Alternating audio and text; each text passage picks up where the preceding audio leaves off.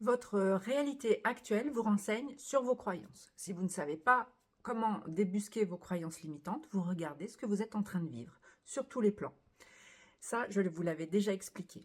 Maintenant, dans notre réalité, nous avons aussi des comportements qui nous viennent évidemment de ces croyances, évidemment de notre éducation, des conditionnements que nous avons, mais aussi parfois des choses qui sont un petit peu plus cachées. Par exemple, la projection. La projection, c'est le fait d'attribuer à d'autres des choses que nous avons en nous, mais que nous n'arrivons pas à reconnaître ou que nous n'acceptons pas de reconnaître en nous. Par exemple, la jalousie. Si vous estimez que souvent les gens sont jaloux de vous, il faudrait peut-être vous interroger sur votre propre jalousie.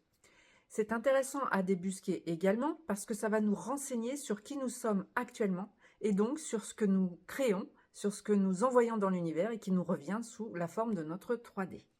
Il y a aussi les bénéfices secondaires. Ça, ce sont des termes de la psychologie classique, enfin de la psychologie clinique.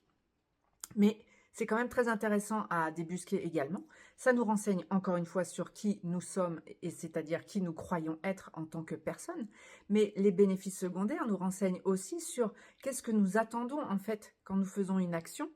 Par exemple, j'ai remarqué, admettons que j'ai remarqué que quand je suis souvent malade, eh bien, les gens s'occupent plus de moi que quand je vais bien. Du coup, je vais avoir tendance à être malade tout le temps et à me plaindre tout le temps, parce que c'est comme ça que j'attire l'attention, que j'attire de l'énergie vers moi. C'est intéressant de comprendre ça, puisque ça sert à rien du coup de dire j'ai jamais de chance, je suis toujours malade, puisque c'est vous, encore une fois, qui l'avez créé. Vous l'avez créé, peut-être pas volontairement bien évidemment, mais vous l'avez créé par ce besoin que vous avez à l'intérieur de vous, qu'on fasse attention à vous, qu'on vous aime, qu'on s'occupe de vous tout simplement. Donc le fait de savoir tout ça, ça va désamorcer en quelque sorte la réalité que vous n'aimez pas. Je dis pas que c'est facile, que vous allez faire ça pour tous les micro-détails de votre réalité, mais c'est très intéressant de comprendre comment ça fonctionne dans votre psyché, puisque c'est aussi ça qui crée votre réalité. Encore une fois, vos croyances, vos conditionnements, vos peurs.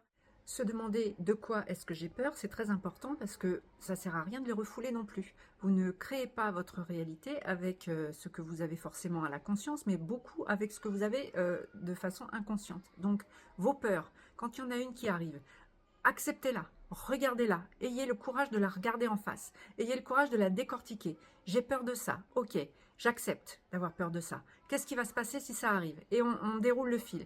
Alors, je vais avoir ci, je vais avoir ça. Oui, ça c'est terrible, j'en veux pas. Bon, d'accord, mais qu'est-ce que je peux faire? Est-ce que je peux faire quelque chose? Est-ce que je ne peux rien faire? Donc déjà, ça va vous aider à lâcher prise ou pas. Si vous avez des possibilités d'agir, bah faites-le donc. Si vous ne pouvez pas agir, ça sert à rien de vous rouler par terre, encore une fois, et d'alimenter ce truc-là. Mais ne pas les regarder, c'est peut-être le meilleur moyen pour que ça se produise. Alors, ouvrez les yeux, acceptez vos peurs, regardez-les en face, et une fois que vous les avez débusquées, essayez de voir ce que vous pouvez faire, comment vous pouvez agir, et en tout cas, le fait de les avoir vus, ça va beaucoup atténuer leur pouvoir sur vous. Se connaître, c'est le meilleur moyen de manifester. S'accepter, c'est le moyen de manifester.